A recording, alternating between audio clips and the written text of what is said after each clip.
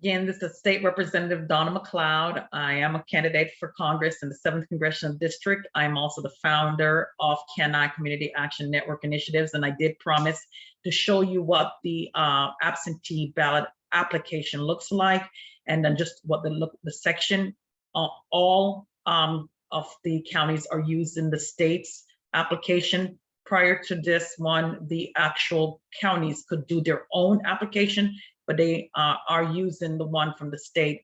So I'm going to share my screen so you can see what the application looks like. Again, you're going to require to actually download this application or fill it out at the Board of Election. But if you're doing it online, you're going to have to download it, and you'll have to use handwritten signature as well as a pen, blue or black ink pen. So let me share my screen. In this way, this shouldn't be very long. I just want to make sure that everyone can see what I'm seeing and get familiar with it. So as you can see, here it is. The date of the election, you're gonna choose May 24th. Print your name.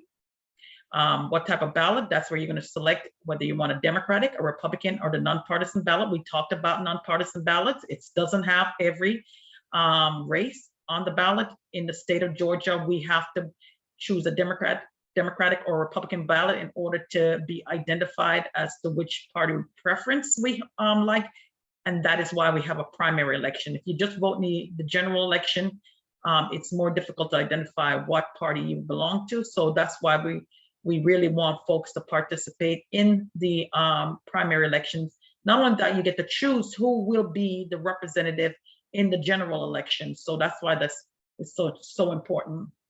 Your address.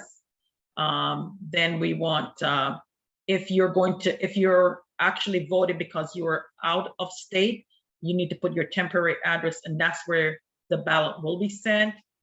Contact phone number and email. Then you're going to talk about your identification. If you're a driver's license, you're just writing a number. If you don't, you will have to affix one of the IDs that we talked about in the other video that is required, like a passport or a tribal ID or university, a public university or college ID. So that's a big change right there. Then you need to take your oath and sign and date it. There's more.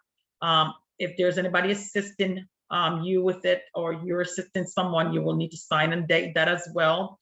Requesting a ballot on behalf of a voter, that is going to be required because they're physically disabled. Ballot request opt out, opt in. So this is where you can, if you're 65 years of age and older, or you're from the overseas, or you're military overseas, you can actually do the ballot request to opt into getting a ballot sent to you.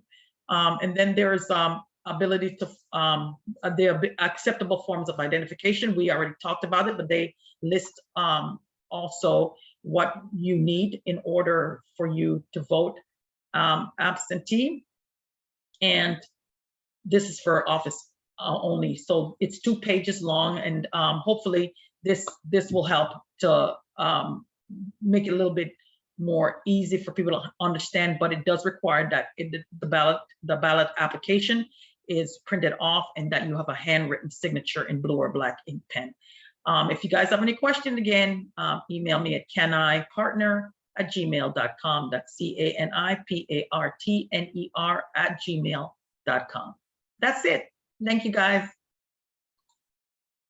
Bye-bye.